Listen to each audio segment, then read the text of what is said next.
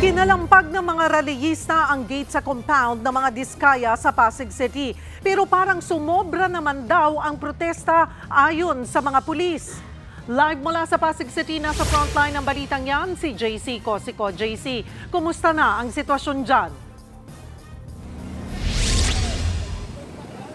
Cheryl, sa ngayon nga ay meron ng ilang police na deploy dito nga sa area. Yan po ay pagkatapos ng kilos protesta ng ilang grupo kaninang umaga. Pinagbabato ng putik at pininturahan ng mga salitang magnanakaw at kurakot ang gate ng St. Gerard Construction na bahagi ng compound ng pamilya Diskaya sa Pasig City. Ang mga security guard ng building tulong-tulong na inaalalayan ng gate para hindi bumagsak dahil sa pwersa ng mga rallyista.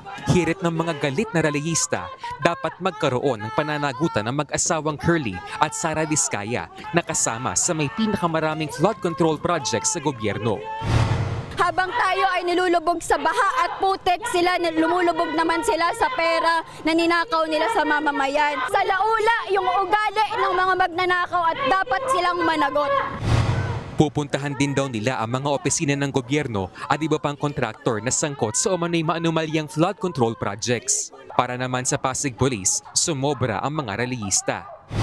Malicious mischief kasi there is willful damaging of properties.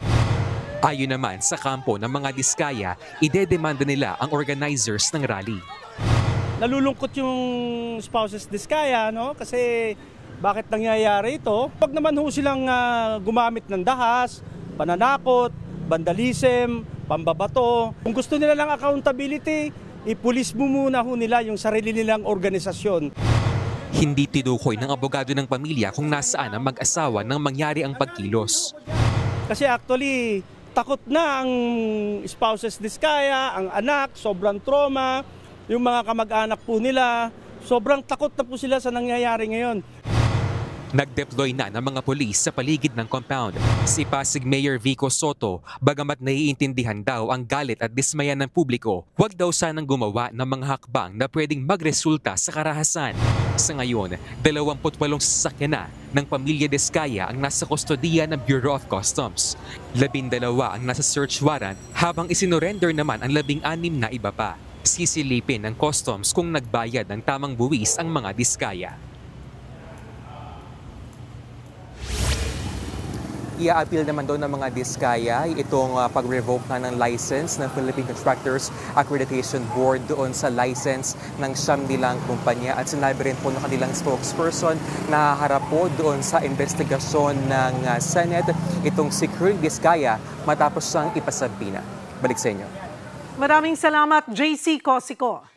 Mga kapatid, Cheryl Cosing po.